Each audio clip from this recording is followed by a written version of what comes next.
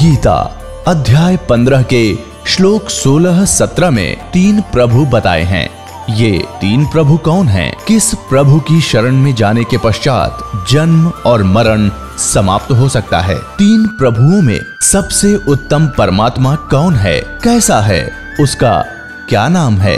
इन सभी गूढ़ रहस्यों को जानने के लिए अवश्य सुनिए जगत गुरु तत्वदर्शी संत रामपाल जी महाराज के अमृत वचन। तो परमात्मा कहते तुम इसलिए यहाँ गलती करके फंसे रहते हो, तुमने उस परमात्मा के न्याय स्थल को देखा नहीं है, जहाँ पर एक एक नए पैसे का अकाउंट आपने पूरा करना पड़ेगा। जो किसी का बुरा किया है, किसी का लिया है, दिया है, वह पूरा करना पड़ेगा तुमने। तो उसके लिए अब हम आपको एक परंपरा बताते हैं। ये ना समझना कि ये नियम सख्त हैं, ये बहुत आसान नियम बना दिया आपके। किसी से पैसे लेते हो फिर उसका देना पड़ेगा, ये कोई बड़कों का खेल है? जैसे कोई रिश्वत लेता है या किसी और 2 नंबर से बकवाद करके किसी से ठग लेता है, वो पैसे उसने देने पड़ेंगे। इसमें ना किसी और जन्म में वो दामाद बन के ले जाएगा और खुश होकर देने पड़ेंगे और कई गुना हो जाएंगे तब तक। तो सिर में दर्द करने की आवश्यकता नहीं है, ये बिना ज्ञान के हम ऐसा करें। इसलिए अब क्या है, जैसे हमारे उलझे संस्कार तो ढेर हैं अभी पिछले भी, ये तो समाप्त हो ही नहीं सकते। यदि ये विधान हम माने इन अज्ञानियों का कि प्रारब्ध कर्म और संचित कर्म जितने भी हैं ये तो भोगने ही पड़ते हैं, और फिर मोक्ष कैसे होगा, अंत कैसे होगा? ये हमारा आपस का संस्कार अंत नहीं होगा तब तक हम मुक्त नहीं हो सकते, फ्री नहीं हो सकते।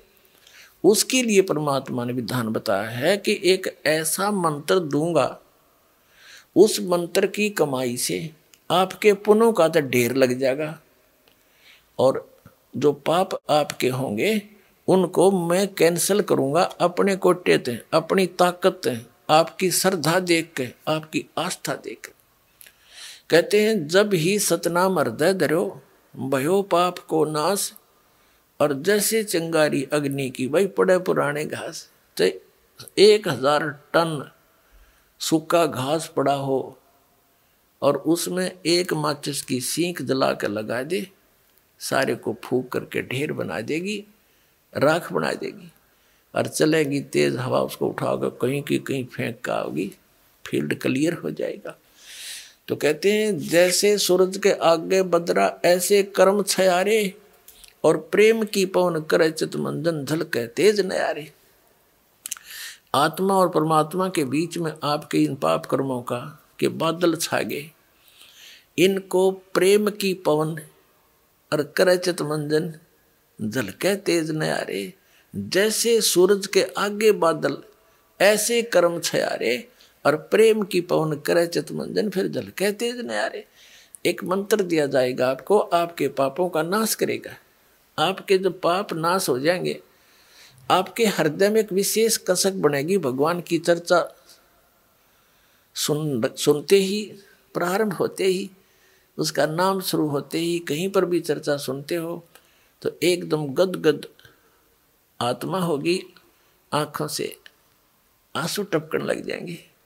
तो वो प्रेम की पवन है, प्रेम की हवा चल पड़ी, और फिर वो साफ कर देगी आपके सब दुर्गुणों को, और संचित अपराध हैं उनको भी, और प्रारब्ध वाले कर्मों को भी ये मंत्र नाश करेगा। तो कहते हैं इस प्रकार।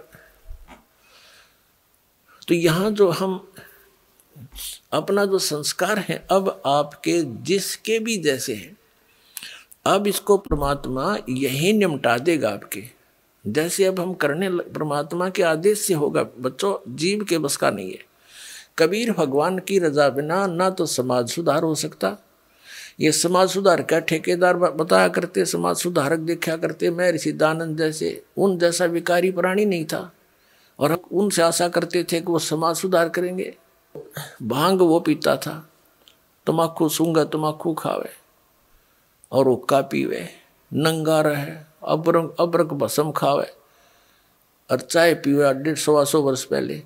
तो कहने का भाव ये है, किसी जीव का दोष नहीं, यू काल किसी के पंजे नहीं टेकने देता। ऋषि में ऋषि फेल कर दिए, विश्वामित्र जैसे राजा था विश्वामित्र, राज त्याग कर जंगल में जा बैठा, घोर तपस्या करने। रास्ता था नहीं इनके पास, परमात्मा का साथ नहीं, काल इनके इर्द गिर्द रहता है, इनकी बकवाद को तुरंत खराब करने के लिए साधना कर रहा था। ऊपर तो एक उर्वशी भेज दी औरत खूबसूरत, वह वहाँ इधर उधर बैठ कर लग गई अदाएं करने। विश्वामित्र छोड़ दिया सारा भक्ति भागती, उसका पीछा हो लिया। एक लड़की को जन्म देकर पटक कर उसके बारने आ गए। 6 महीने की हो रही जब पकड़ रही सी तेरे लड़की को, और अब तेरा और मेरा इतना मतीस से काम आई थी। बता, मन के मारे बन गए बन तज मस्ती, माँ कह कबीर के करूँ यो मन तब माने ना। जंगल में टिंडे लेने गया था घर छोड़ कर, और यो काम करना था। अकल है तो यू काल ना टिकन देता। ये जीव के बस की बात नहीं, ये तो परमात्मा साथ रहेगा, काल को दूर रखेगा, दुर्बुद्धि से बचाएगा। ऐसे ही इन महर्षियों ने कोशिश की समाज सुधारण की, लेकिन खुद ना सुधर सके और उनके खाक सुधारेंगे तो इनके बस की बात नहीं थी। ये काल इतना प्रबल है। ये तो कहते हैं काल डरे करतार से, जय जय जय जगदीश, ये जोरा जोड़ी जाड़ता पगरज डार शीसे। कहते हैं काल डरे करतार से और जय जय जय जगदीश, और जोरा यानी मौत परमात्मा के जूते साफ करती है, और पगरज डारे शीश कबीर परमात्मा के आगे कहते हैं ये मौत और ये काल है, उसके आगे करबद्ध हाथ जोड़कर खड़ा रहता है।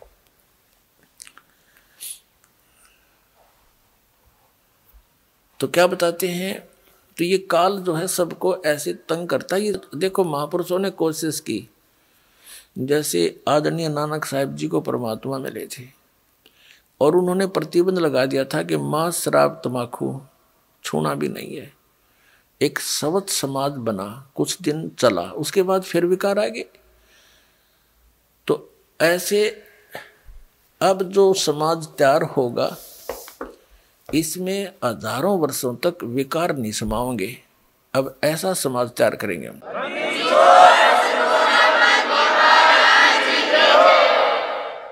बीड़ी, मांस, तम्बाकू, शराब, सुल्फा, बुकी, ये जो बुराइयां हैं ये समाज से ग्रहण की और काल ने लगवाई, क्योंकि इसने करवाना है ये ऐसा कर्म अपना टेस्ट बनाने के लिए। तो अब धीरे धीरे ये समाज हमारा बहुत ज़्यादा विकसित होगा, बहुत फैलेगा। और जब अच्छे समाज की अधिकता होगी, 90% लोग तो देखम देखा अच्छाई में लग जाते हैं और 90% बुराई भी देखा देखी किया करते हैं। जैसे हमने देखा, जो बच्चे हमारे साथ पढ़ा करते थे उस समय वो कोई भी बीड़ी, शराब, मांस, तम्बाकू टच नहीं करते थे। जब उनको नौकरी मिल गई, वहाँ देखा लंबी सिगरेट ला कर और नो करें, वो भी देखम देखा लागे करने, तो वो बुराई शराब भी शुरू कर दी और वो सिगरेट बीड़ी भी शुरू कर दी। वो बुराई देखा देखी सीखी, उनकी कोई ट्रेनिंग थोड़ी है। तो ऐसे ही हम देखा देखी बुराई पर जो लगे थे अब उसको छोड़ेंगे,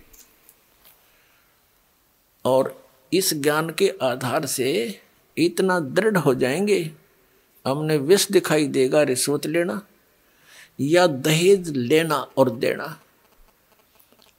अब ये दहेज क्या है, अपनी बेटी पर भार लादना है, और जो लेने वाला है वो अपने सिर पे वजन रखेगा। तो अब परमात्मा क्या करेगा कि आपके ये संस्कारों को निमटाएगा। जैसे अब प्रारंभ कर दिया है परमात्मा की दया से, बुद्धिमान पुण्यात्माएं हैं, भगत हैं, वो समझने भी लगे दास के इस उद्देश्य को। तो वो क्या करते हैं, सिंपल वे से अपने बेटा और बेटियों को लाते हैं और सिंपल एक रामायणी परमात्मा की महिमा का गुणगान करते हैं, बच्चों को बैठा करके। उस परम पिता के मुख से बोली वाणी है ये, और इससे बच्चों के संस्कार जुड़ते हैं। तो ना कोई लेना है ना देना है।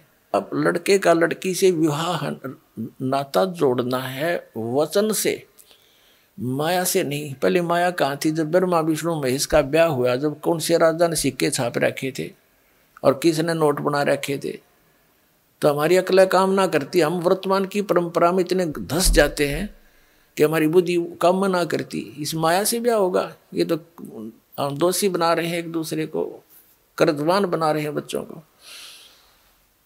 तो फिर ये जो संस्कार आपके आपस के थे परमात्मा खत्म कर देगा, यहीं फिनिश कर देगा, आपके आगे नहीं बढ़ने देगा। आगे बढ़ाओगे तो फिर सारे नियम तोड़ के बढ़ाओगे, फिर आपकी भक्ति भी जाएगी, संस्कार फिर नए सिरे से शुरू हो जाएंगे, यहीं धक्के खाओगे, भटकते रहोगे। अब ये समय है यहाँ से निकलने का।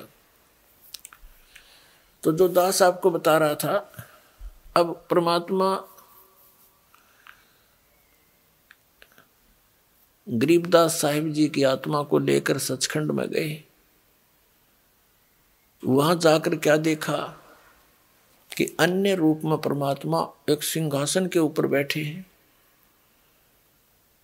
और सुंदर शरीर है, एक रोमकूप में करोड़ सूर्य करोड़ चंद्रमा मिला दे इतनी रोशनी है परमात्मा की, मनुष्य दृश्य है, निराकार है।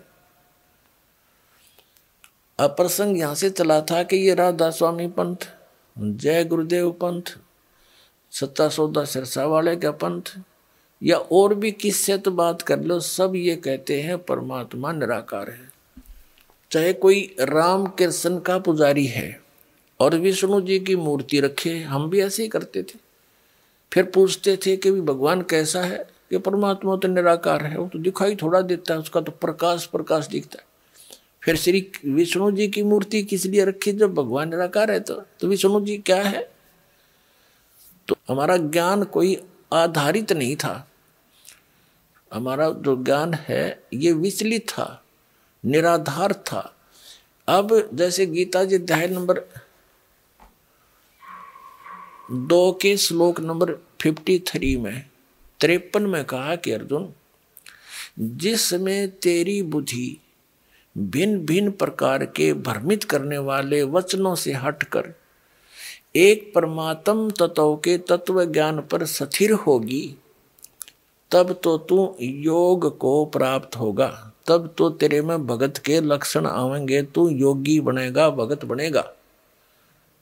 तो दास आपको ये भिन्न भिन्न प्रकार के भ्रमित करने वाले वचनों से हटाकर और उस एक तत्व ज्ञान पर स्थिर करना चाहता है। उसके लिए आप जी को सभी धर्मों के धर्म ग्रंथ आपके रूबरू करता है ये दास, और जो उस धर्म के धर्मी वर्तमान के जो प्रवक्ता हैं, वचन करता है, या अब से कुछ 100-200 वर्ष पहले तक के आ रहे हैं, जो अपना अनुभव बना करके, जो उन्होंने सारे जीवन में जैसा भगवान को जाना, सदग्रंथों को जाना, अपना अनुभव वो अलग से बनाकर चले गए पुस्तक, और उनके अनुयायी उनके द्वारा अनुभव की पुस्तक को ये मानकर ग्रहण किए हुए हैं कि ये सदग्रंथों से मेल खाती है, क्योंकि उन पुस्तकों में उन्हीं महापुरुषों और सदग्रंथों के नाम लिखे हैं कि उन्हीं से भी हमने ये जाना और स्वयं अनुभव भी ऐसा किया।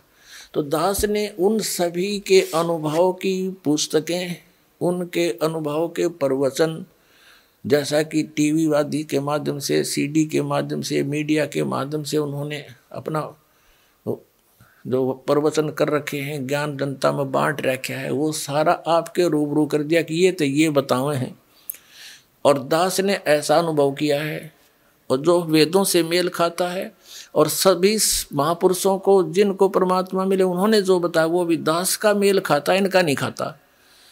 तो इससे उनको रिजेक्ट कर दो, तो उस गलत अनुभव को, गलत ज्ञान को, शास्त्र विरुद्ध ज्ञान को त्याग के और शास्त्र विरुद्ध साधना को त्याग कर शास्त्र अनुकूल साधना ग्रहण करो।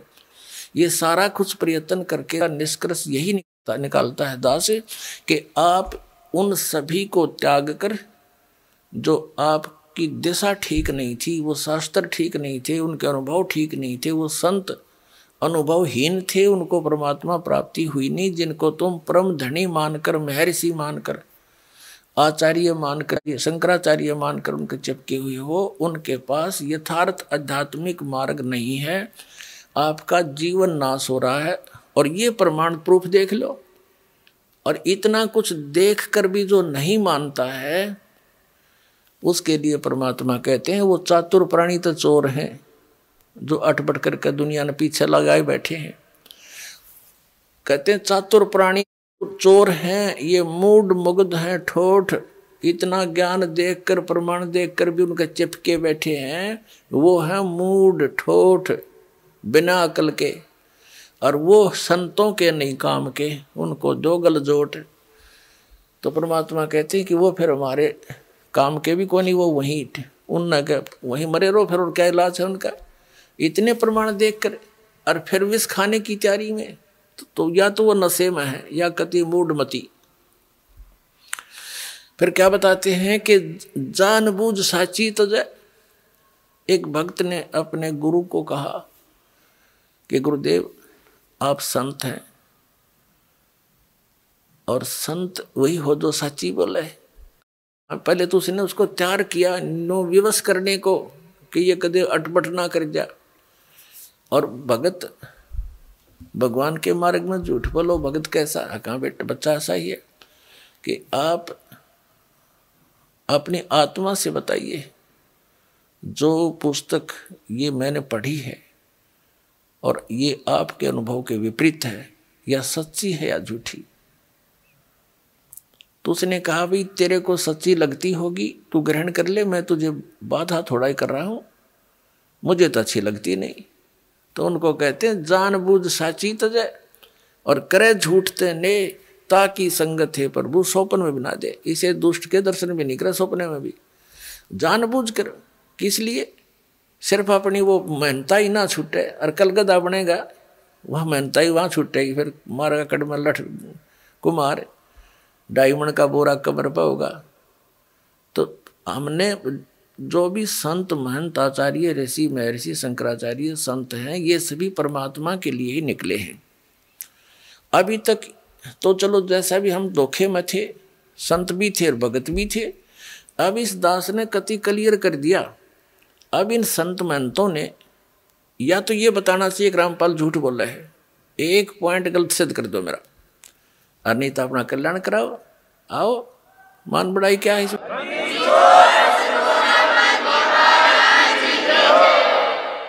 अब जैसे एक डॉक्टर है और डॉक्टर के पास औषधि की खोज होगी, आपका वो रोग है, उसमें मान बढ़ाई की है। डॉक्टर का काम तो दवाई देना, मरीज का काम लेना और खाना। उसमें के कौन बड़ा और कौन छोटा?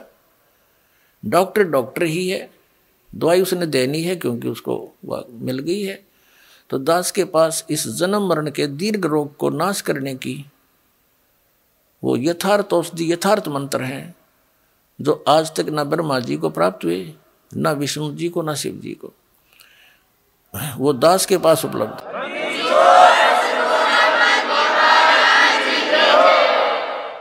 तो पुण्यात्माओं, ये जितने भी सतलोक का ठेका ले रहे थे ये पंथ, इनको कुछ भी ज्ञान नहीं था। हमारे वेद बताओ परमात्मा नराकार मनुष्य सदृश राजा के समान देखने योग्य, वहां से गति करके आता, अच्छी आत्माओं को मिलता है। वो परमात्मा 3 प्रकार से सबकी देखभाल करता है, धारण पोषण करता है। एक तो सतलोक में रहकर तेजो में शरीर है उस परमात्मा का, करोड़ सूर्य मिला दे करोड़ चंद्रमा, इतना एक रोमकूप का प्रकाश है, इतना नूर है उस मालिक की पूरी बॉडी का। एक रोमकूप में इतना है तो सारे शरीर में कितना प्रकाश होगा, ये आइडिया लगाया जा सकता है। और दूसरी सतीथि में वो आते हैं, प्रत्येक युग में एक शिशु रूप धारण करते हैं, और कमल के फूल पर कोई रेत नहीं होता, गारा चिपकी नहीं होती, इसके स्वच्छ होता है, और उस पर शिशु रूप धारण करके, एक बालक का रूप धारण करके, नवजात शिशु का, उस पर विराजमान हो जाते हैं। जल के अंदर कमल के फूल होते हैं, तो नारायण जल के ऊपर आके निवास करने के कारण परमात्मा को नारायण कहने लगे।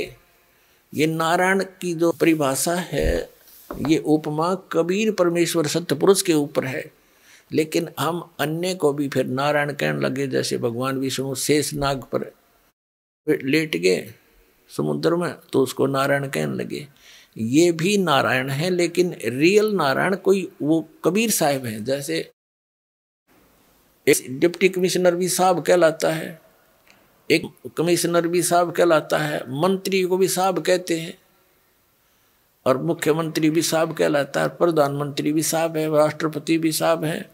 तो कहने का भाव ये है कि साहब तो सारे हैं, परंतु इन साहबों में अंतर बहुत है। और वास्तव में साहब तो हमारे राष्ट्रपति और उसके बाद प्रधानमंत्री ही साहब असली थे, तो बाकी उनके अनुचर हैं, उनके सहयोगी हैं, ये समझ लो। तो वास्तव में एक ही है नारायण, तो कबीर भगवान सतपुरुष। तो ये दूसरी प्रकार की जो सतीथि परमात्मा शरीर की धारण करते हैं, नवजात शिशु रूप धारण करते हैं और कमल के फूल पर विराजमान होते हैं। कमल का फूल सरोवर में होता है, वहाँ से निसंतान दंपति उठा लाते हैं। धीरे धीरे जब परमात्मा बड़े होने लगते हैं तो वो दूध नहीं पीते यहाँ का, ना कुछ आहार करते हैं।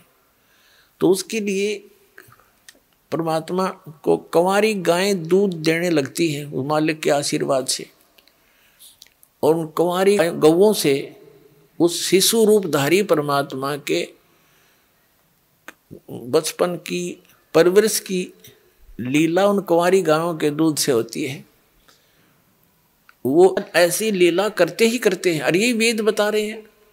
तो ऐसी लीला की किसने है? 600 वर्ष पहले कबीर परमेश्वर जी ने ये लीला करी थी। सतलोक से आए थे, कमल के फूल पर विराजमान हुए थे, उनका कोई माता पिता नहीं है। वहां से नीरू नीमा नाम के 2 मुसलमान दुल्हा उठा ले गए थे, पति पत्नी थे, और वहां 25 दिन उन्होंने कुछ खाया पिया नहीं। उन्होंने चिंता बनी कि बच्चा मरेगा, तो परमात्मा की रजा हुई। एक साधु रूप में परमेश्वर के आदेश से एक साधु आया, वो थे भगवान शिव जी, वो पहचान नहीं सके उनको। उन्होंने बताया कि कुंवारी कबीर परमात्मा को गोदी में लिया शिव जी ने संत रूप में। तो परमात्मा बोले थे कि इनको कहो, नवजात शिशु 25 दिन के बालक बोल रहे हैं कि महाराज जी इनको कह दो एक कुंवारी गाय ले आवें और उसको वो दूध देगी, आप थपकी लगा देना, उसके कमर पर आशीर्वाद देना। ऐसा ही किया गया, वो कुंवारी गाय दूध देने लगी। कबीर परमात्मा पिया करते थे। ऋग्वेद मंडल नंबर 9 सूक्त नंबर 1 मंत्र नंबर 8 और 9 में यह सतिथि बताई है कि सर्व उत्पादक प्रभु, सब पापों का नाश करने वाला, वो 3 प्रकार से की शरीर की सतिथि से हम सबका धारण पोषण करता है। तो दूसरे प्रकार की ये सतिथि, ये नवजात शिशु रूप धारण करके आते हैं। फिर धीरे धीरे जो कुंवारी गाय के दूध से उनकी परवरिश की लीला होती है, फिर धीरे धीरे बड़े होते हैं। तो छोटी उम्र में 5 वर्ष की आयु में ही बड़े बड़े विद्वानों के छक्के छुड़ा देते हैं, क्योंकि वो उपदेश करने के उद्देश्य से यथार्थ ज्ञान देने के लिए ही आते हैं। 600 वर्ष पहले परमात्मा आए थे, 120 वर्ष तक ये रहे और ये लीला करके चले गए थे। ये तत्व ज्ञान का प्रचार कर गए थे, और आदरणीय धर्मदास साहिब जी ने लिपिबद्ध करके कबीर वाणी, कबीर सागर, कबीर बीजक ये ग्रंथ बनाए थे। वो आज दास के पास उपलब्ध हैं। उनके रहस्य को भी परमात्मा ने दास को ही समझाया है। ये कबीरपंथी जो पहले वाले नहीं समझ सके, जिस कारण से ये गलत नाम जाप करते रहे। सतनाम का इनको पता नहीं, वो 2 अक्षर का नाम है, तो सभी कुछ भूला हुआ था। तो तीसरी जो सतिथि है उनके शरीर की, तीसरी है वो कहीं भी आ जाते हैं, साधु संत रूप में प्रकट हो जाते हैं। ऋषि, जैसे पहले ऋषि परंपराएं थी सतयुग त्रेता द्वापर तक, तो ऋषि रूप में आते थे, ऋषि कहलाते थे। सतयुग में सतसुकृत ऋषि, त्रेता में मुनिंद ऋषि, द्वापर में करुणा में ऋषि, और कलयुग में संत मता चलाया परमात्मा ने। तो कलयुग में कबीर संत, कबीर जी को कवि भी कहा करते थे। ऋग्वेद मंडल नंबर 9 सूक्त नंबर 96 96 के मंत्र 16 से 20 तक की समस्या हल कर रखी है, स्पष्ट कर रखा है कि हे परमात्मा, आप अपना गुप्त जो नाम है रहस्य वाला वो बताओ। तो 17वें श्लोक में बताया है कि वो कबीर देव है उसका नाम, और कवियों की तरह आचरण करता है। उस तत्व ज्ञान को कवित्व से, यानी पद्य भाग में बोल बोल के लोकोक्तियों के माध्यम से उच्चारण करता है, जिस कारण से वो एक प्रसिद्ध कवियों की भी उपाधि प्राप्त करता है। लेकिन वो होता है कबीर देव भगवान, वो अमर पुरुष होता है, सतपुरुष होता है, और वो सतलोक में रहता है। तीसरे भाग में, तीसरे लोक में, मुक्ति धाम में विराजमान है, सतलोक में। वहां से गति करके आता है। वही परमात्मा ऊपर से, सतलोक से ऊपर 4था लोक है, उसमें भी विराजमान है। और जहां से सब की उत्पत्ति हुई है वो मूल स्थान है अकह लोक। और वो परमात्मा ऐसे आता है जैसे मनुष्य सुंदर शरीर धारण कर लेता है, ऐसे मनुष्य जैसा शरीर यानी वस्त्र धारण कर लेता है। ऐसे वो परमात्मा अन्य रूप बना करके यहाँ आता है। तो ये लीलाएं की किसी ने, कबीर परमेश्वर ने। तो सच अब जैसे कलयुग के अंदर उस एक महात्मा रूप बनाकर, संत रूप बनाकर आए जिंदा महात्मा का, तो किन किन को मिले? आदरणीय धर्मदास साहिब जी को मथुरा में जिंदा रूप में, जिंदा वेश में, साधु के वेश में। आदरणीय मुल्कदास साहिब जी को, आदरणीय नानक साहिब जी को बेई नदी में जिंदा महात्मा के रूप में मिले, बेई नदी पर, और उनको गुप्त करके दरिया में डुबोने का बहाना करके और सचखंड लेकर गए। आदरणीय दादू साहिब जी को, आदरणीय गरीबदास साहिब जी गांव छुरानी जिला झज्जर वाले को, आदरणीय गीसा दास साहिब जी को गांव खेकड़ा जिला मेरठ उत्तर प्रदेश वाले को। तो ये जो लीलाएं वेद सदग्रंथ बताते हैं, वो लीला किसने की? कबीर देव ने। कबीर साहब जो काशी के अंदर धानक दुल्हा रूप में रहे थे, जब वेद जिसका गुण गावे, आंखों देखा संत बतावे, वह लीला करी किसने? कबीर साहब ने। तो हुई इज गॉड, कबीर दुल्हा धानक, कबीर इज गॉड, वो कबीर परमात्मा है।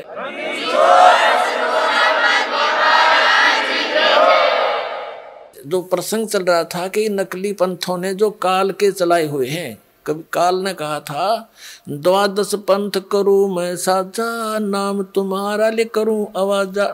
12 पंथ नाम जो ले ही, मेरे मुख में आन समोई। और अनेक पंथ चलाऊं, या विद जीवों को भरमाऊं।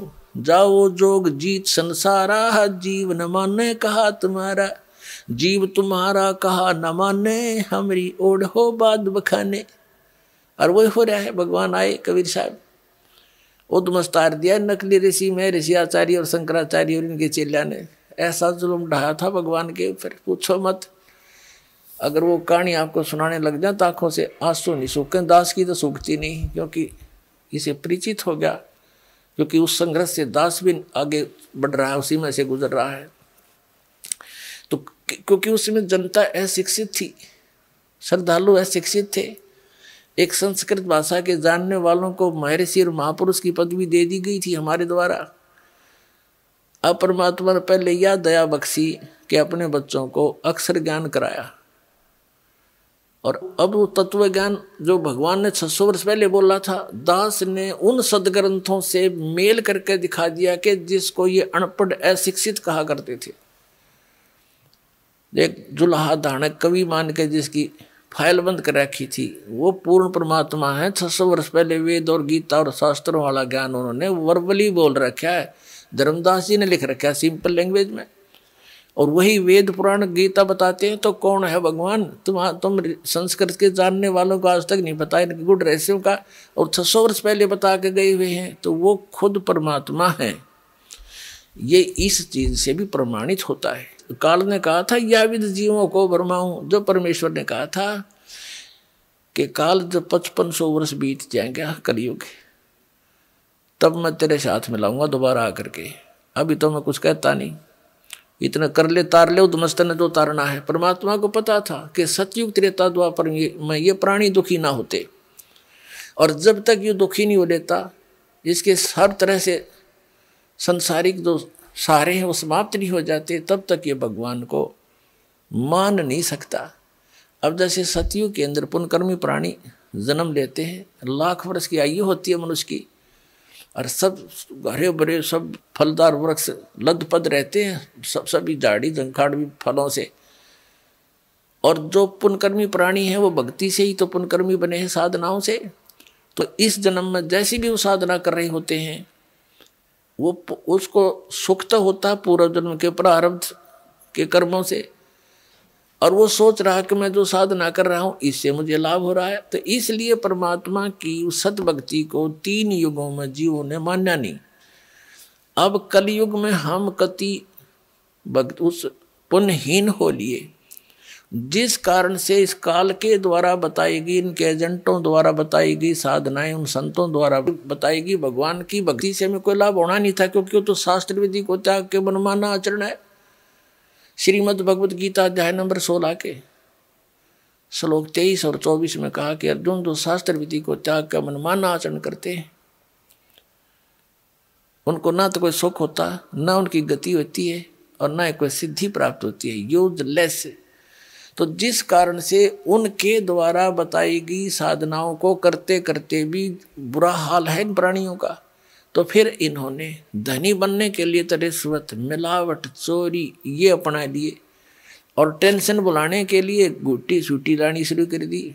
ये कोई तरीका है?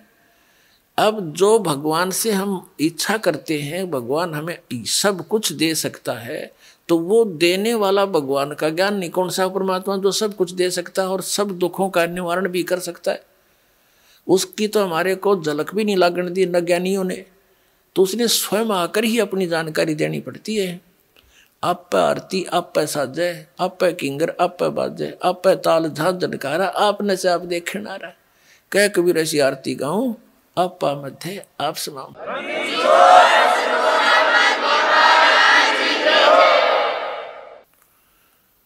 तो उस परमेश्वर ने आकर के स्वयं जानकारी दी, आपको शिक्षित किया। पुण्यात्माओं, इस शिक्षा ने आपको दूना डबोया है, आपको इतना कंडेम कर दिया। थोड़ी सी शिक्षा पाके कोई अफसर बन गया, उसमें अभिमान का अंत नहीं, मंत्री बन जाए, एमएलए बन जाए, पूछो ना के बन गया और मुख्यमंत्री बन गया, या कोई अन्य शिक्षा ग्रहण करके अप टू डेट बन के और पता नहीं क्या बन जाता है। तो ये अभिमान आ गया हमारे अंदर, श्रद्धा खत्म होगी, आतिथ्य गया हमारे से, यानी हम चतुर बन गए, कपटी बन गए, माया माया जोड़न में दिन रात सकीम बनाए जाए। तो इस मालिक को पता था ये विष है इनके लिए, ये शिक्षा, यानी जो शिक्षा अब हमने प्राप्त की है और इसका दुरुपयोग किया है। डॉक्टर किस लिए बनता है बच्चा? कि घना धन कमाऊं।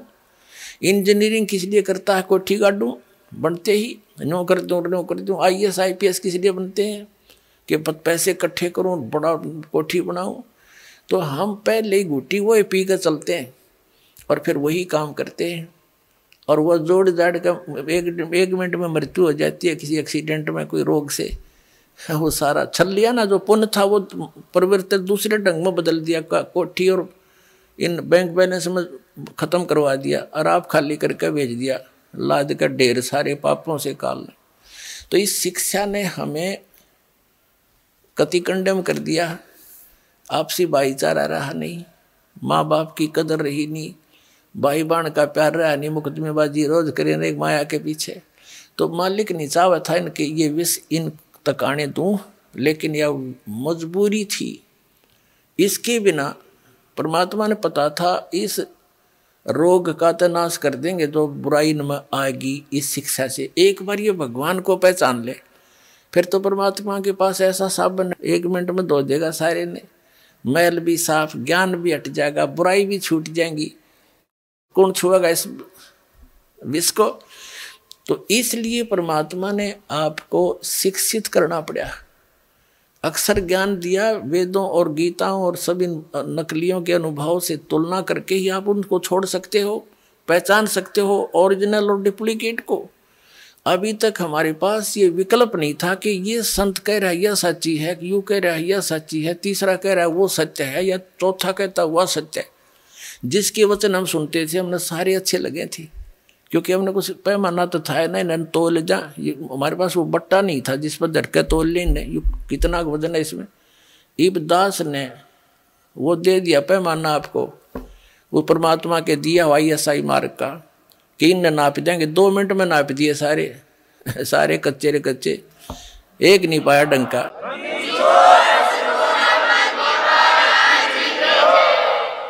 तो विश्व के वर्तमान के कोई भी संत शास्त्र अनुकूल साधक नहीं है, ना उनके अनुयायी है। तो दास की प्रार्थना यही है कि वो संत भी इस बात पर विचार करें, इसको मान बढ़ाई ना अड़ावें, अपना जीवन नाश ना करें।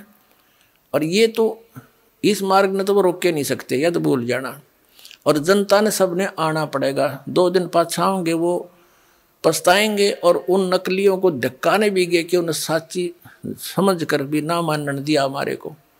अपने आत्माओं जो टीवी चैनलों पर चल रहा है परमात्मा का ज्ञान, ये कोई हम कोण में बैठ के गीत नहीं गा रहे, विश्व स्तर के चैनल हैं, और एक चैनल पर कहीं पर भी कोई छोटी सी कोई सूचना आ जाती है तो पूरे विश्व में फैल जाती है। और इसने 3-4 वर्ष हो गए परमात्मा के ज्ञान को चलते को, और कोई बोल के दिखाओ ज्ञान में, वो बकवाद तो करो कैसी, पर ज्ञान को कंडम करके दिखा दो एक भी पॉइंट परमात्मा के जो दास ने ज्ञान बताया।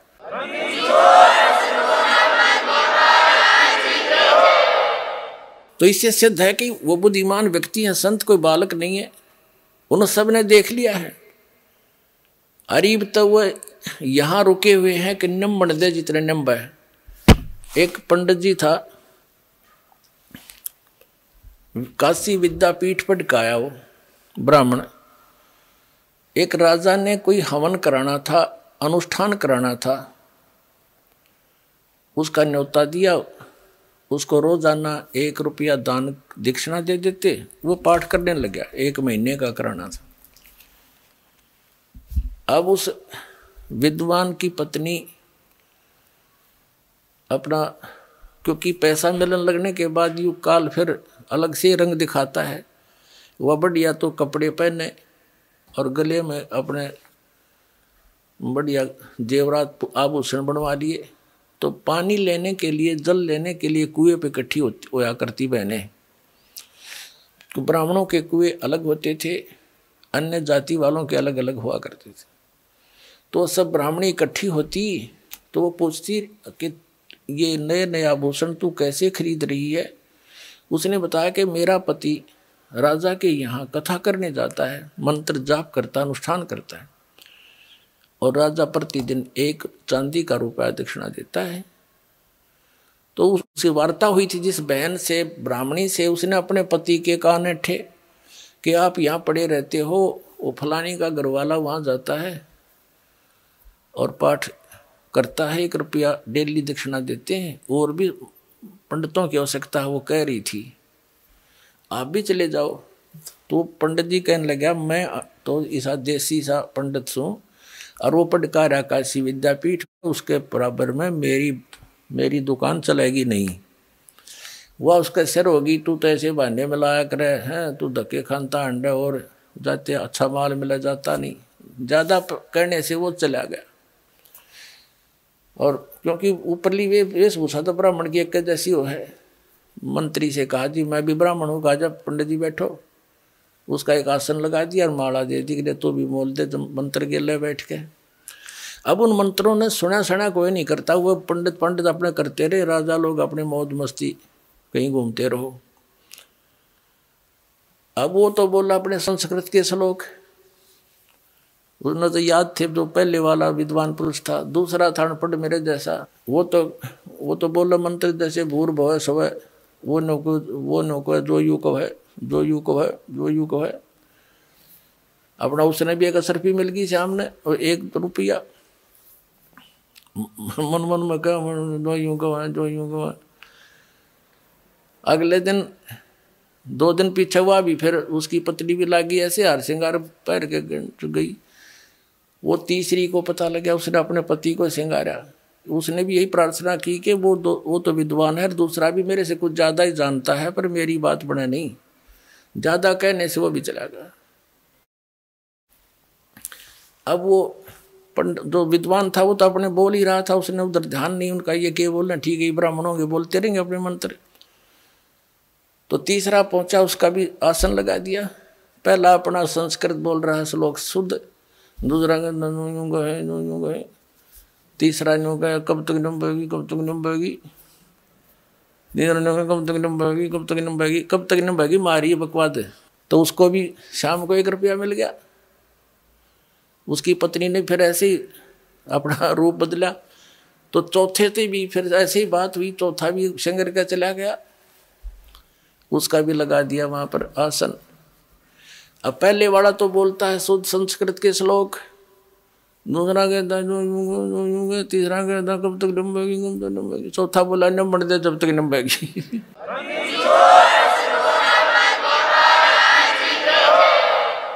तई तो ये संत न्यो देख रहे हैं नंबर दे जब तक नंबेगी, पर यह भी नंबे को ना, ये भी तो हमने ऑनलाइन रखूंगा जब तक, या तो सारी जनता नहीं जाग लेगी। या तुम खुद नहीं कह दोगे हमारी गाड़ी खराब होली।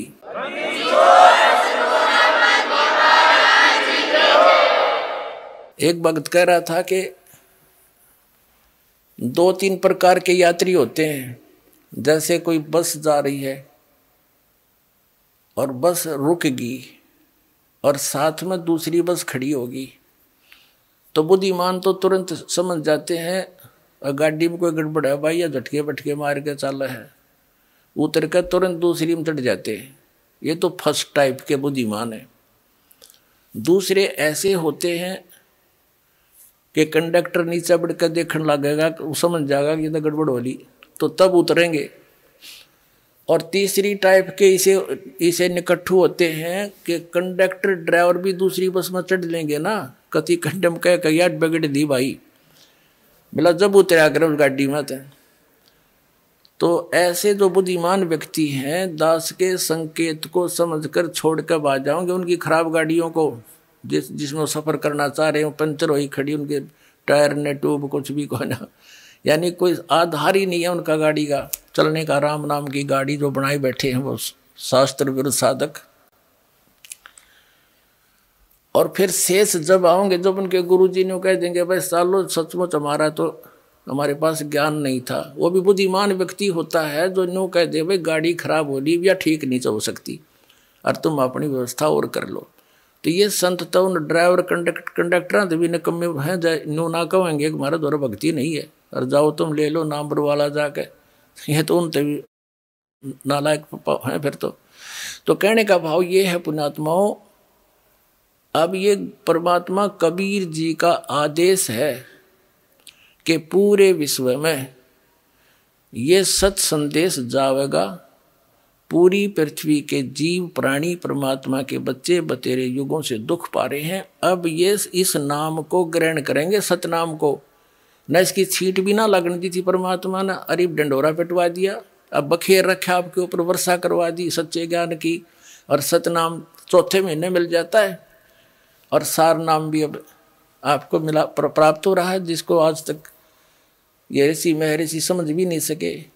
तो अब ये पूरे विश्व में जाएगा और सभी संतों को इस सत्य ज्ञान का लोहा मानना पड़ेगा, और उनकी भलाई है वो माने इस बात को, और अपना भी कल्याण करावें और उस परमात्मा के बच्चों को काल के उसमें भाड़ में ना झोंकें।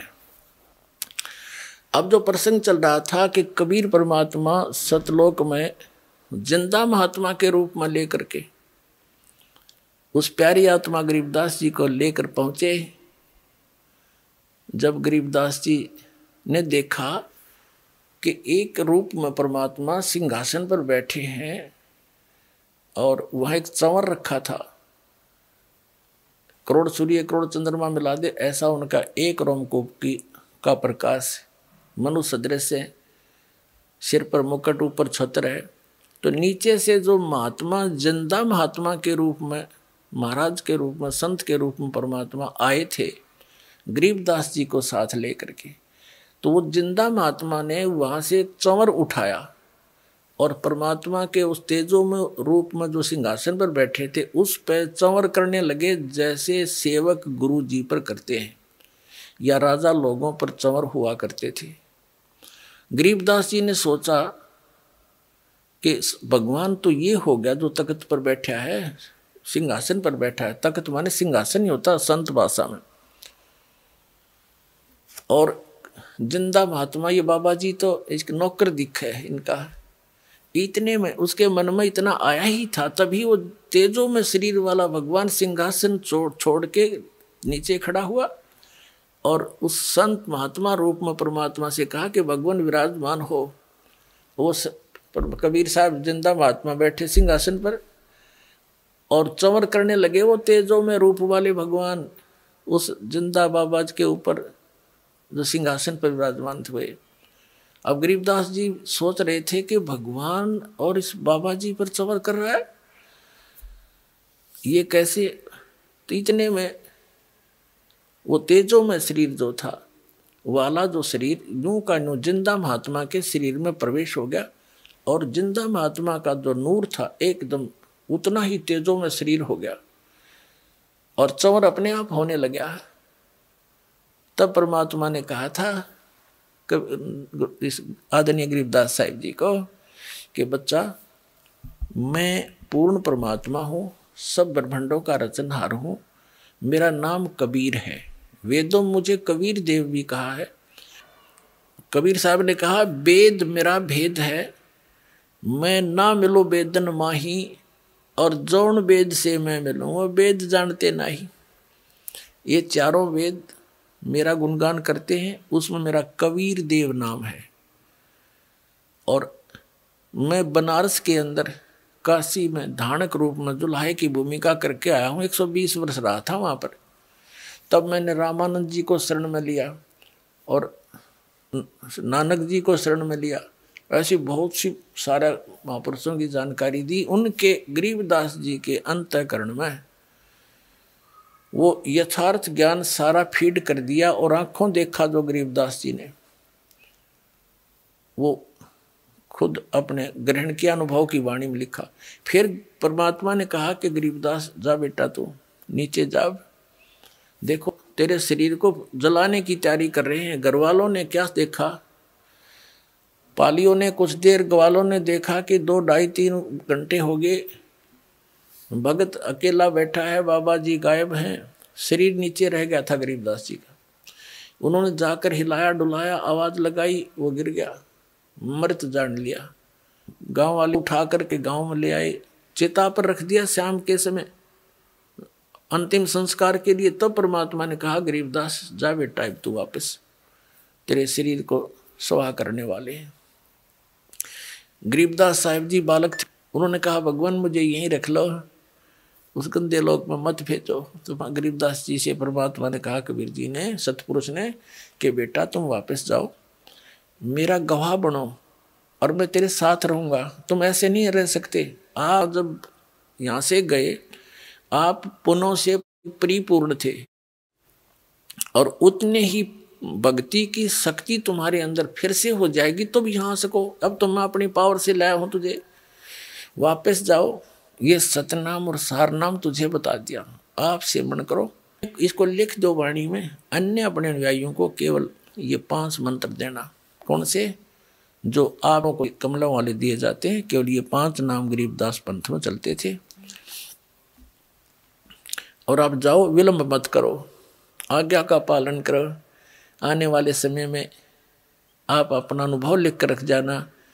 तेरे भाई बहन बच्चे तेरे इस वाणी को आधार बनाकर मुझे पहचानेंगे, विश्वास करेंगे, उनका कल्याण हो जाएगा। तब गरीबदास जी वापस आए और एकदम उठ खड़े हुए चिता के ऊपर से ही, और ये वाणी बोलने लगे, हम सुल्तानी नानक तारे दादू को उपदेश दिया, जात जुलाहा भेद न पाया, ये काशी माहे कबीर हुआ। अनंत कोट ब्रह्मांड का एक रति नहीं भारे, सतगुरु पुरुष कबीर हैं ये कुल के सिरजनहारे।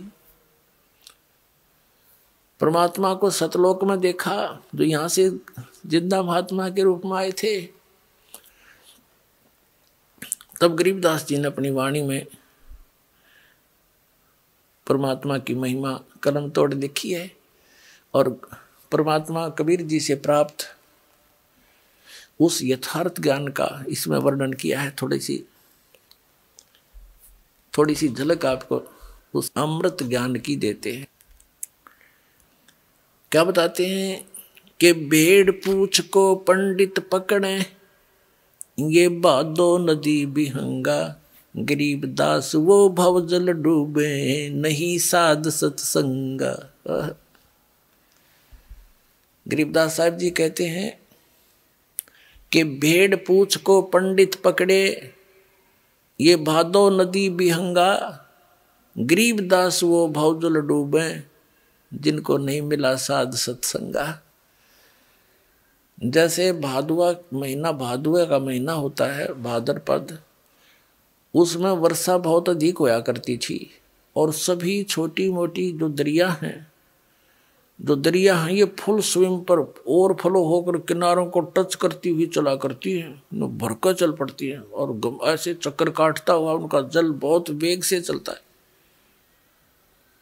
तो गरीबदास जी कहते हैं कि आप जी ने सतलोक जाने के लिए इतनी दरिया को पार करना है, इतने भयंकर जल युक्त, और उससे पार करने का साधन ये पंडित अर्थात भवसागर से भवदरिया से पार होने के लिए जो method of worship, way of worship, पूजा का जो मार्ग है, विधि है, वो जो तुम्हारे गुरुओं ने, पंडितों ने, ब्राह्मणों ने बताई है, वो तो ऐसी है जैसे उस भादों के महीने में पूर्ण रूप से परिपूर्ण होकर बह रही दरिया को पार करने के लिए कोई कहे कि भेड़ की पूंछ पकड़ और दोनों घुस जाओ दरिया में, ये भेड़ तुझे पार कर देगी।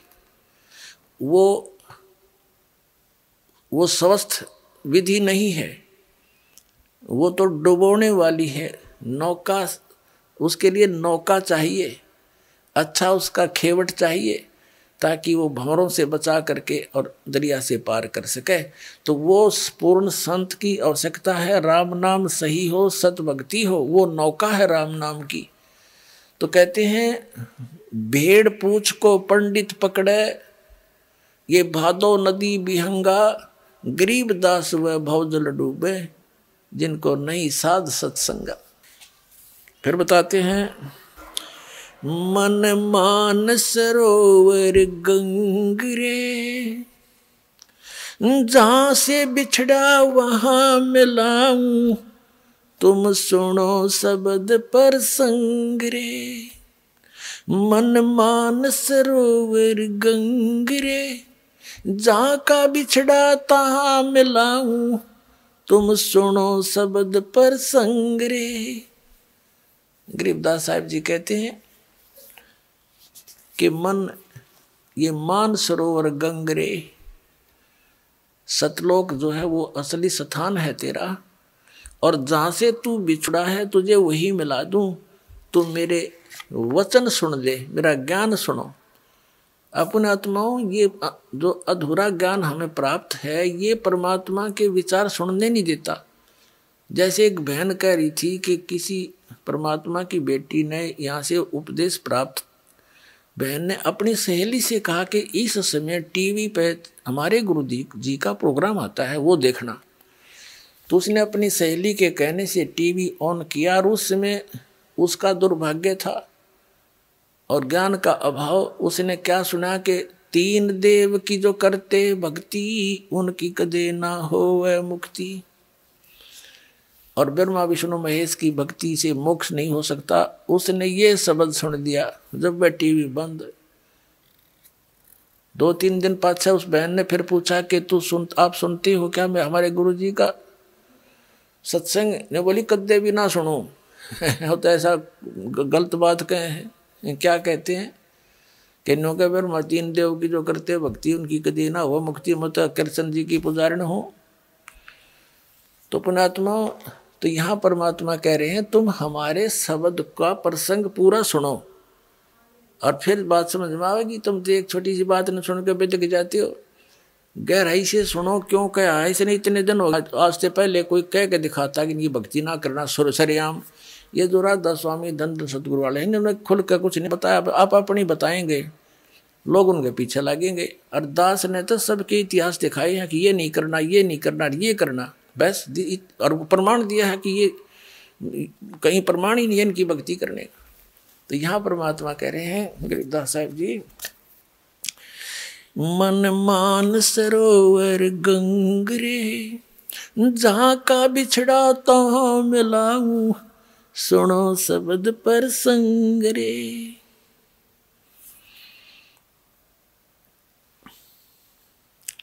दने गंगा बाम में जमुना, मध्य सरस्वती रंग रे।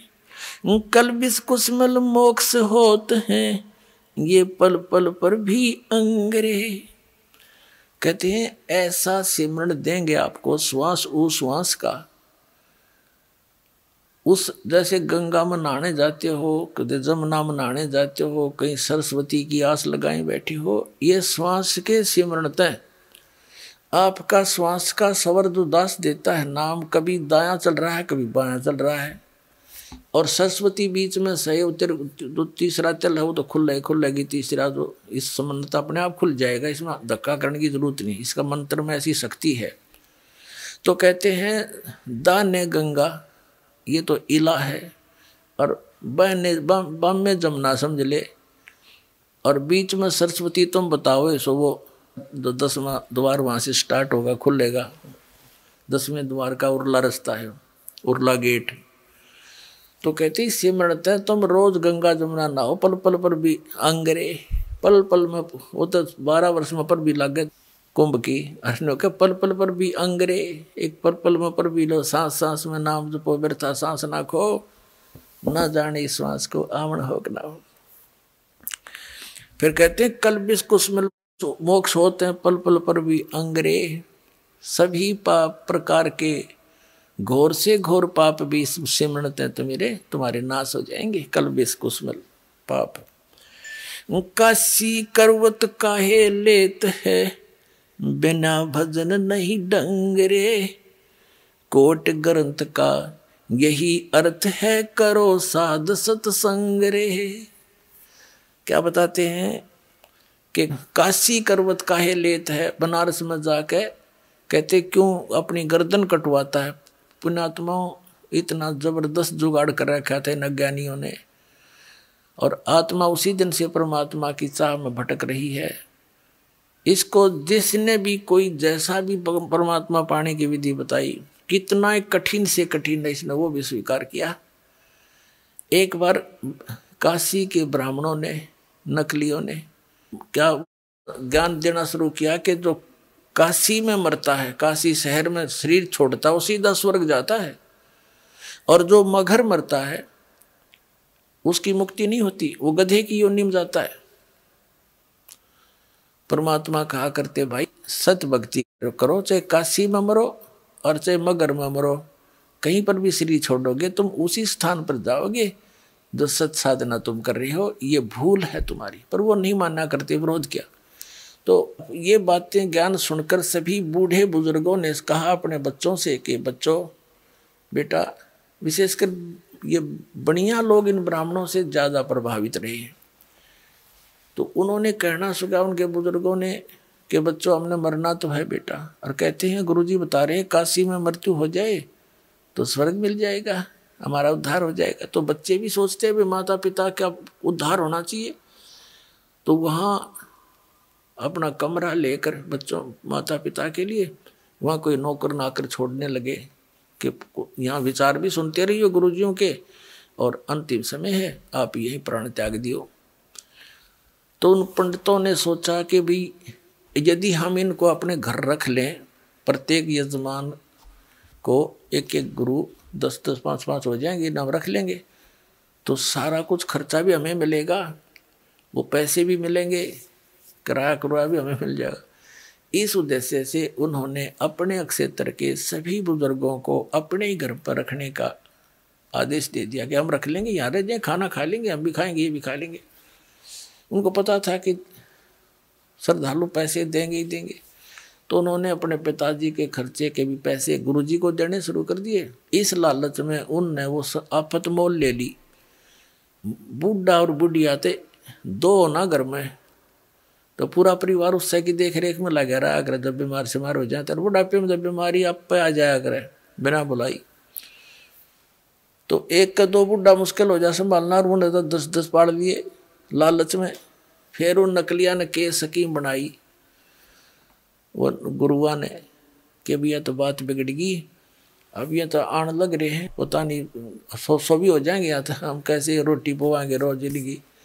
तो उन्होंने क्या स्कीम बनाई, एक गंगा के किनारे काशी में एक ऐसा गुफासी बना ली ईंटों की ऐसे, और जमुना गंगा के कति किनारे पे पक्का घाट सा बना के, और उसके ऊपरले सिरे में जैसे नु बना दी, उसमें ऐसे क्रोध छुपा दिया ऊपर और दूर से उसकी हैंडलिंग बना दी, 100 फुट दूर बोझड़े बाजड़ा में रस्सा बांध दिया ऊपर ऊपर, एक नीचे से पुलिस ही बना करके।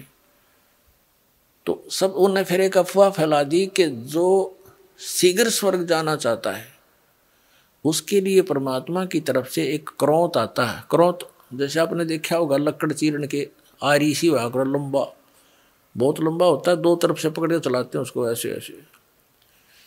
वो क्रोत आता है, जो उससे गर्दन कटवा लेगा उसको शीघ्र मोक्ष प्राप्त हो जाए, स्वर्ग प्राप्ति हो जाएगी।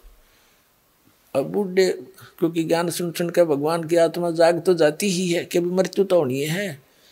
और फिर उनसे पूछा करते, क्या पंडित जी गुरु जी कोई दर्द होता है? क्या नहीं नहीं, भगवान के क्रोध में दर्द कैसा, पता भी नहीं लगता है। तो उन्होंने सोची रही सी तो बात है कोई ना, भगवान का क्रोध है। तो अब क्या किया, उसकी फीस रख दी भाई 50 रुपये का हमने पुण्यदान करना पड़ेगा, यानी 10 रुपये का पुण्यदान करना पड़ेगा जब वो क्रोध आवेगा। तो सबकी 10-10 रुपये फिक्स रखती। हकीम कहती टिकट कट जाएगी, थारा पीछा छूटेगा और पैसे भी मिल जाएंगे। इस उद्देश्य से उन्होंने क्रोध का वो हत्था जोड़ दिया, मानस काटने का, मनुष्य काटने का कसाई वाड़ा शुरू कर दिया। और श्रद्धालुओं वो भी स्वीकार कर लिया। कति इतनी जबरदस्त श्रद्धा बन गई।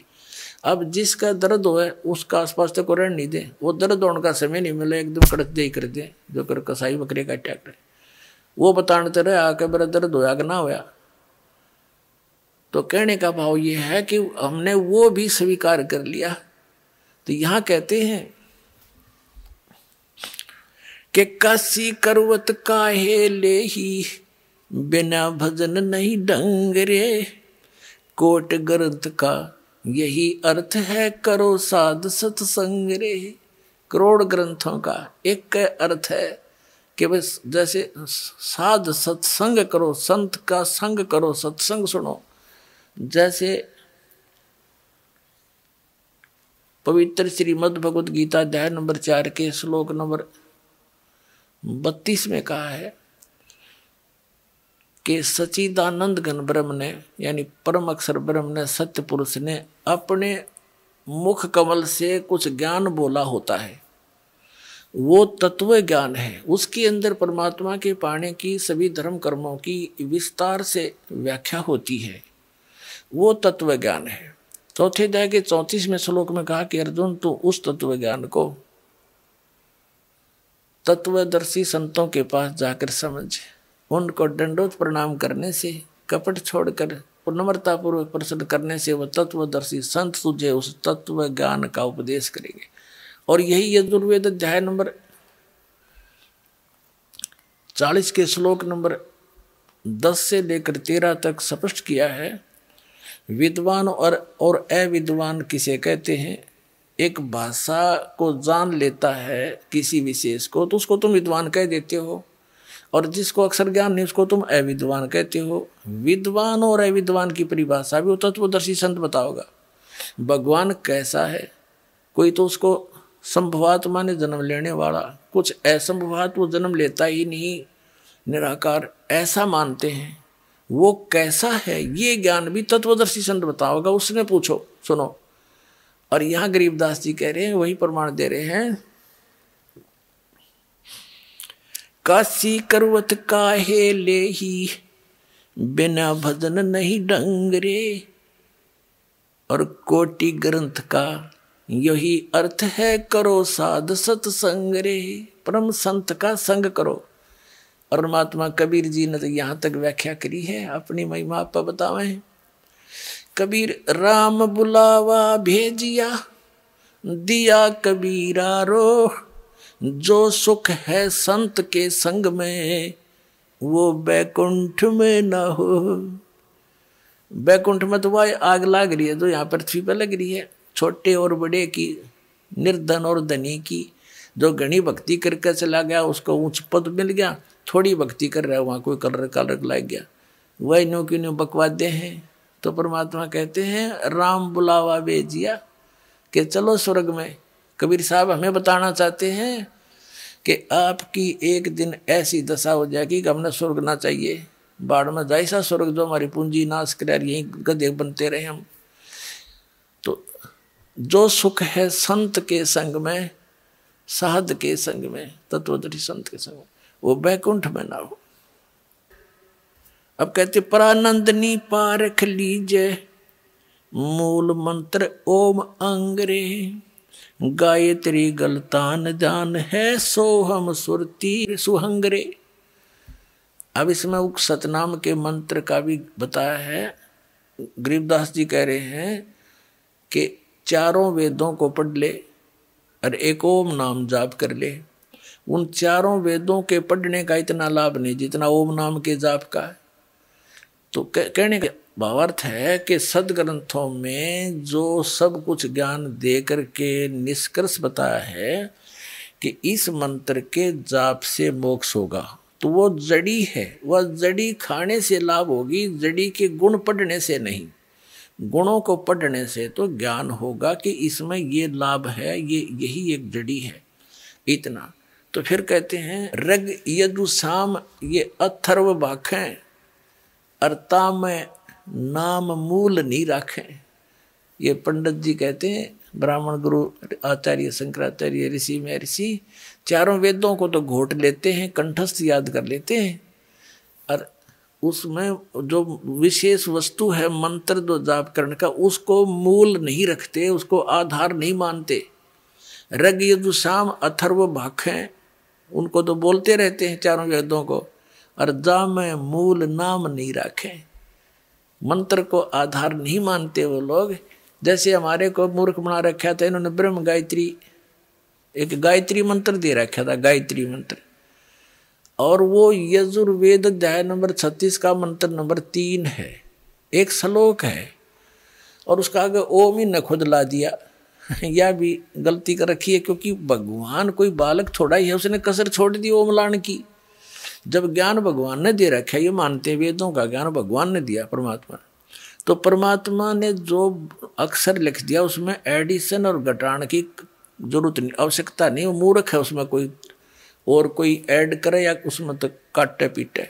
जैसे एक पिस्टन बना रखा कंपनी ने, मोटरसाइकिल कार गाड़ी जो भी जिसका, और उसको एज इट इज ही फिट करना बुद्धिमता है, उसमें कोई और नट वेल्ड करके छोटा मोटा, और कोई ने होगा देखा भी ज़्यादा वर्केबल हो गया, उसने तो नाश कर दिया। वो तो मूर्ख आदमी है, उसका उधर बैठा दिया, उसके तो फिट नहीं हो सकता।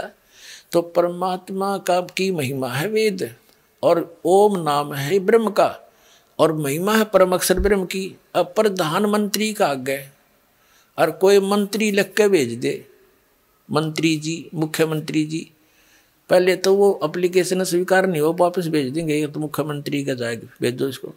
तो प्रधानमंत्री का आगे मुख्यमंत्री लिखने में तो सारा काम बिगाड़ दिया तुमने। अगर मूर्ख किसी ने ये बिना पता मैं प्रधानमंत्री हूँ या मुख्यमंत्री। वो एक गायत्री जाप बताया करते हैं, वेद का एक मंत्र, इसको 1 लाख बार जाप कर लो। पुण्यात्माओं, अकल का टोटा था यो हमारे अंदर, ज्ञान नहीं था, इसे वो हमने गुरु मिले थे। अब जैसे वेदों में परमात्मा की महिमा है उनके मंत्रों में, जैसे बिजली है और बिजली के गुण लिख रखे हैं किसी कागज पे, या पंखा चलाती है, ट्यूबवेल चलाती है, दूध रिड़क देती है, दूध बिलो देती है, और जो है अंधेरे को उजाले में बदल देती है। तो ये गुण हैं, ये बिजली के गुण हैं।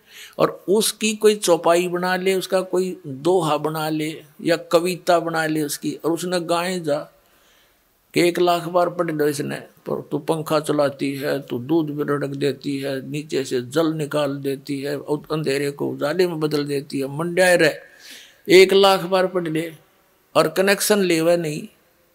वो तो ज्ञान कराता है, वो गुणों की जो बुक है कि बिजली में ये गुण है, और वो गुण प्राप्त होंगे तो उस समय जब आप कनेक्शन ले लोगे। अब कनेक्शन लेने के बाद वो गुण तो याद रखने पड़ेंगे कि ये पंखा इस बटन से चलेगा, और मोटर इससे चलेगा, और एसी इससे चलेगा, और भाई कूलर इससे चलेगा। वो गुण तो याद रखने पड़ेंगे, लेकिन कनेक्शन बिना लाभ मिले को नहीं। तो पुण्यात्माओं, जो गायत्री मंत्र है ये तो एक मंत्र है, एक श्लोक है, इसमें तो 18,000 के आसपास मंत्र है, 3-4 वेदों के, तो वो एक के ऊपर डरते क्या होगा, वो तो ज्ञान तो है भगवान का, लेकिन वो लाभ मिलेंगे इस दास के पास है वो कनेक्शन, ये लाइनमैन है उस परमात्मा का, यो देगा अपना वो कनेक्शन।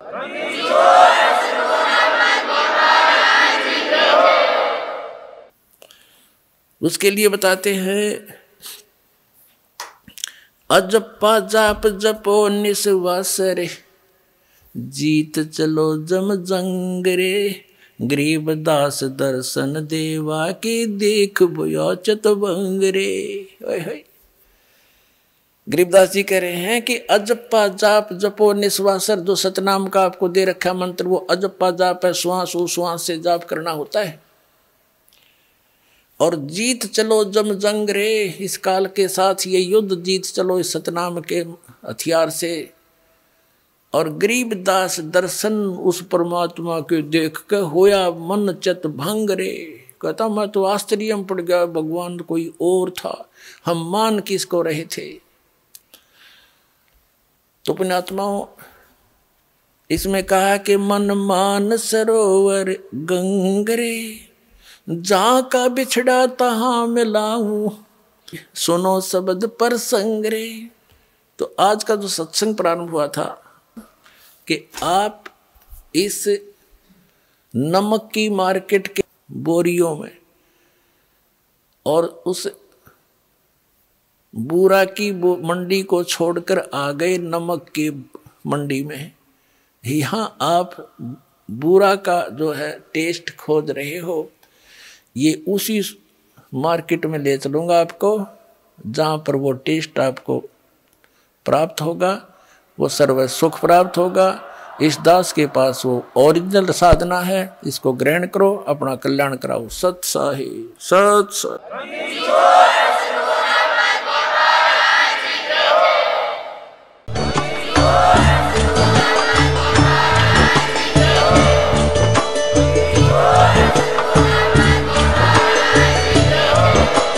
आप सुन रहे थे जगत गुरु तत्वदर्शी संत रामपाल जी महाराज जी के मंगल प्रवचन। अधिक जानकारी के लिए विजिट कीजिए हमारी वेबसाइट www.jagatgururampalji.org। संत रामपाल जी महाराज जी के शुभ आशीर्वाद से पूरे विश्व भर में 500 से भी ज्यादा नाम दीक्षा केंद्र हैं, जिन पर संत रामपाल जी महाराज जी द्वारा ऑनलाइन निशुल्क नाम दीक्षा दी जा रही है। अपने नजदीकी नाम दीक्षा केंद्र का पता करने के लिए संपर्क करें 8222880541।